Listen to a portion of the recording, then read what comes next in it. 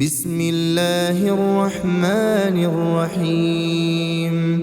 تبارك الذي بيده الملك وهو على كل شيء قدير، الذي خلق الموت والحياة ليبلوكم أيكم أحسن عملا وهو العزيز الغفور، الذي خلق 7 سماوات طباقا ما ترى في خلق الرحمن من تفاوت فارجع البصر هل ترى من فطور ثم ارجع البصر كرتين ينقلب إليك البصر خاسئا وهو حسير، ولقد زينا السماء الدنيا بمصابيح وجعلناها رجوما للشياطين وأعتدنا لهم عذاب السعير، وللذين كفروا بربهم عذاب جهنم وبئس المصير. إذا ألقوا فيها سمعوا لها شهيقا وهي تفور تكاد تميز من الغيظ كلما ألقي فيها فوج سألهم خزنتها ألم يأتكم نذير؟ قالوا بلى قد جاءنا نذير فكذبنا وقلنا ما نزل الله من شيء إن أنتم إلا في ضلال كبير. وقالوا لو كنا نسمع أو نعقل ما كنا في أصحاب السعير، فاعترفوا بذنبهم فسحقا لأصحاب السعير. إن الذين يخشون ربهم بالغيب لهم مغفرة وأجر كبير. وأسروا قولكم أو اجهروا به إنه عليم بذات الصدور. ألا يعلم من خلق وهو اللطيف الخبير.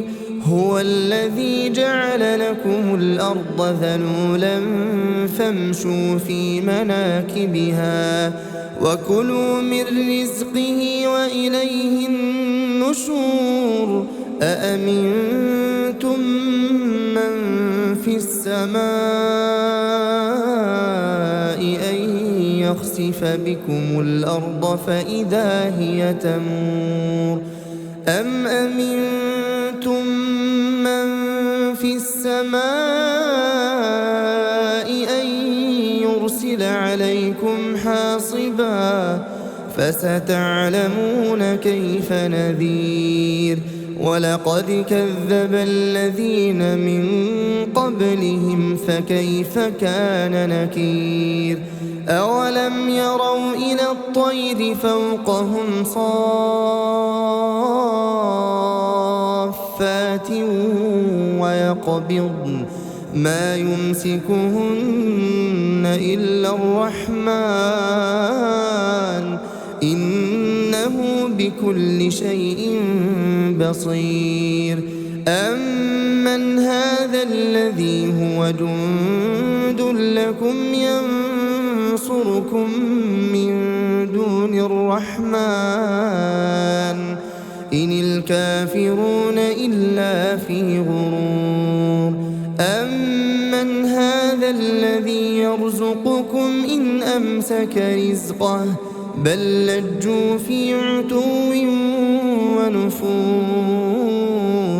أفمن يمشي مكبا على وجهه أهدى أمن يمشي سويا على صراط مستقيم قل هو الذي أنشأكم وجعل لكم السمع والأبصار والأفئدة قليلا ما تشكرون قل هو الذي ذرأكم في الأرض وإليه تحشرون ويقولون متى هذا الوعد إن كنتم صادقين قل إنما العلم عند الله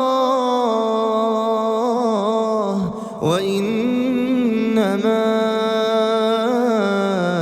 أنا نذير مبين فلما رأوه زلفة سيئت وجوه الذين كفروا وقيل هذا الذي كنتم به تدعون قل أرأيتم إن أهلكني الله ومن معي أو رحمنا فمن يجير الكافرين من عذاب أليم قل هو الرحمن آمنا به وعليه توكلنا فستعلمون من هو في ضلال مبين